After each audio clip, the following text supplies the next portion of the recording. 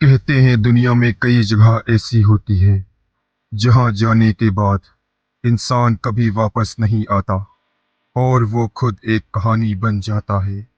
शहर के कोने में पेड़ों और सूनी सड़कों के बीच एक पुरानी लाइब्रेरी खड़ी थी जिसे अब कोई नाम से नहीं बल्कि डर से पहचानता था।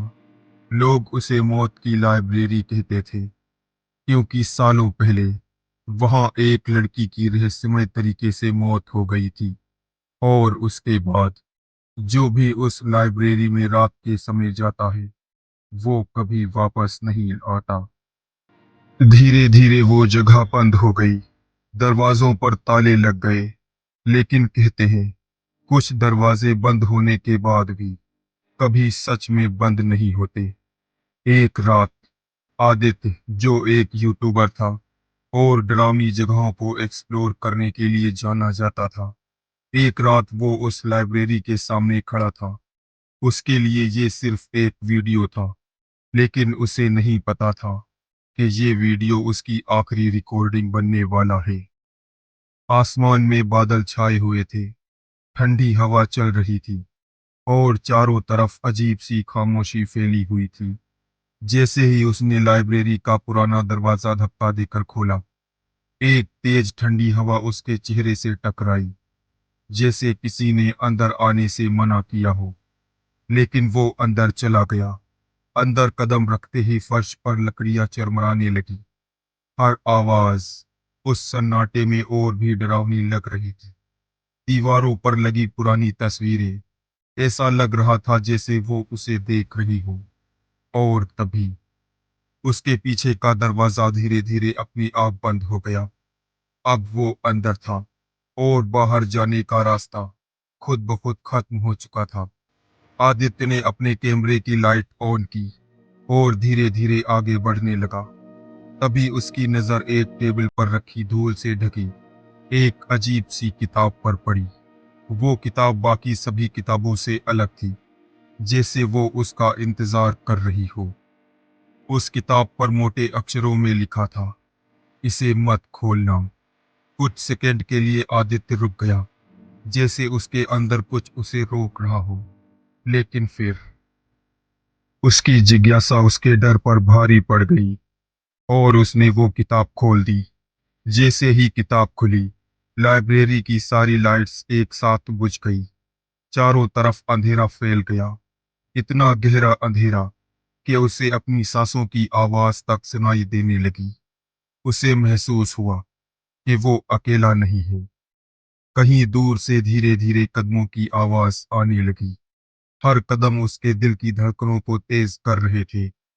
और फिर उसने देखा, अंधेरे के बीच एक धुंधली सी परछाई जो धीरे धीरे उसकी तरफ बढ़ रही थी।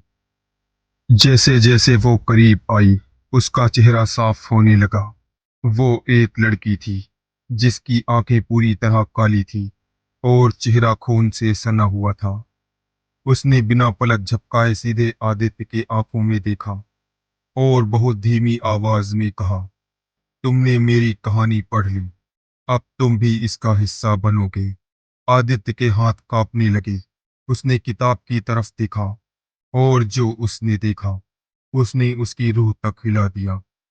किताब के पन्ने पर अब वही पुरानी कहानी नहीं थी, बल्कि उसकी अपनी कहानी लिखी जा रही थी। हर सेकंड नए शब्द अपने आप बन रहे थे और आखिरी लाइन में लिखा था, आज रात 2 बजने पर उसकी मौत हो जाएगी।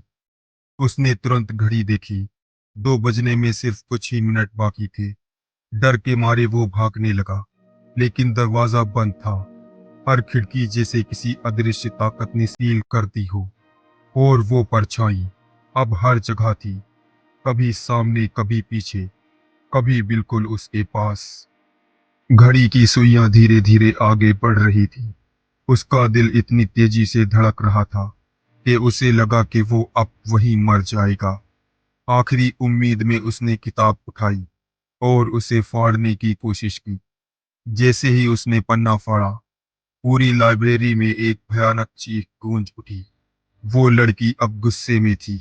उसकी आंखों से खून बहने लगा और उसका चेहरा और ज्यादा डरावना हो गया।